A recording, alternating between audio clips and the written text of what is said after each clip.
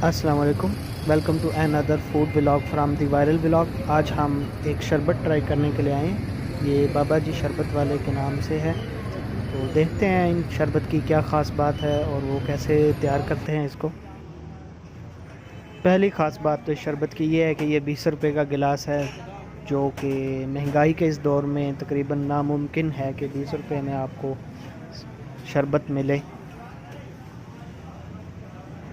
बाबा जी शरबत वाले फ़िरोज़पुर रोड पे वाक़ हैं। ये जो जेल रोड की तरफ सड़क निकलती है फ़िरोज़पुर रोड से, उससे थोड़ा सा आगे ये बाबा जी शरबत वाले की दुकान है।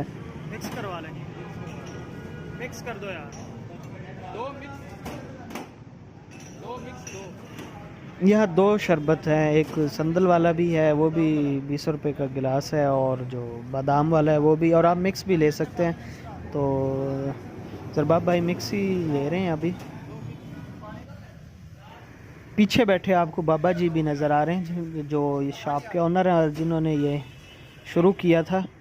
ये दुकान इन्होंने 1990 में 1990 में कायम की थी, और तकरीबन अभी इसको 32 साल हो गए हैं, 32 साल से ज़्यादा ही हो गए हैं। तो ये बड़ा मशहूर है, आप रश देख सकते हैं इधर। हो गया। लो जी, शरबत हमारा आ गया है, तो इसको ट्राई करते हैं। लो जी, हो गया।